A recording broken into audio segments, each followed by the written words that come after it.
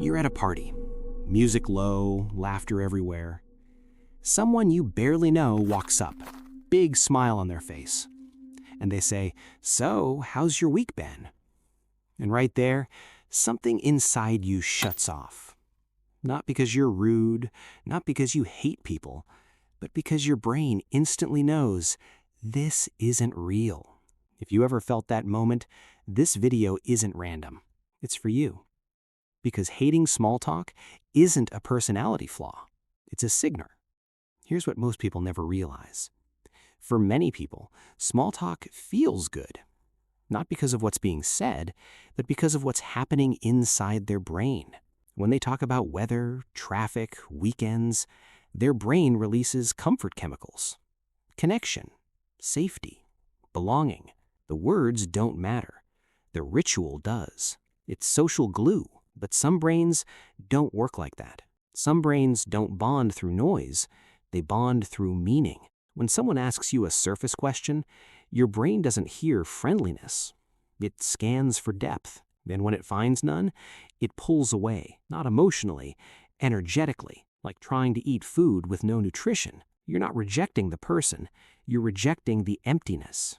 That's why small talk feels exhausting, why it drains you instead of warming you up, why you leave conversations feeling strangely lonely.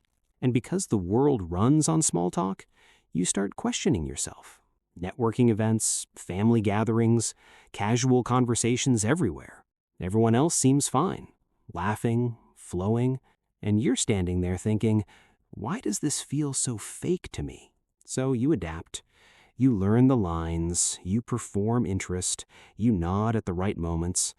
But every time you do, something feels off. Like you're betraying a deeper version of yourself just to fit in. And slowly, you start believing the wrong story. Maybe I'm too serious. Maybe I'm difficult. Maybe I'm bad at people. But here's the truth. You don't hate conversation. You hate empty conversation.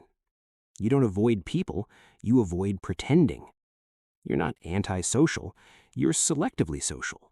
Your brain is built to go somewhere. So when it's forced to stay on the surface, it shuts down.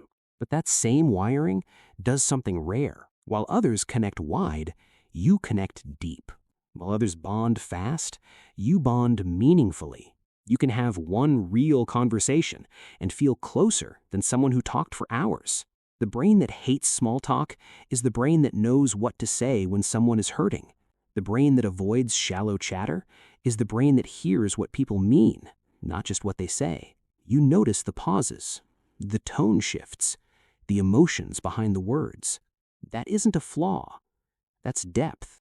And depth always feels out of place in a world built for speed. So no, you don't need to fix yourself. You don't need to force small talk. You don't need to dull your instincts. You need to stop treating depth like a problem, because the world isn't suffering from a lack of conversation. It's suffering from a lack of real connection. And people like you were built for that. You were never meant to skim life. You were meant to feel it, to ask better questions, to sit with truth. So if this felt personal, it was because it was. Some people are wired for surface, others are wired for depth. And depth can feel lonely until you realize this. There are more of us than you think, quietly navigating a loud world, looking for meaning where others accept noise. You're not broken. You're not difficult. You're not wrong. You're wired differently. And in a world drowning in small talk, that kind of mind is rare. That kind of mind is needed. That kind of mind is yours.